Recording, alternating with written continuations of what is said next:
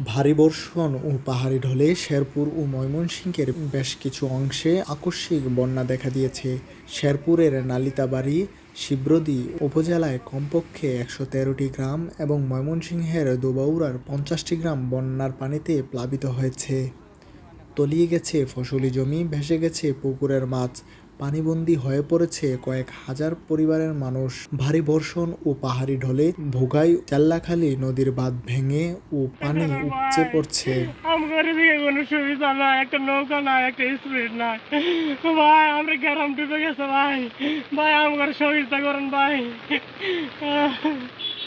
গত বৃহস্পতিবার সন্ধ্যা থেকে নদীর দুটির পানি বাড়তে শুরু করে। রাতে পানির তোড়ে পোড়াগাঁও, নোয়াবিল, রামচন্দ্রপুরা, বাগবের ইউনিয়ন সহ পৌরসভার গড়কান্দা ও নিজপাড়া এলাকায় প্লাবিত হয়।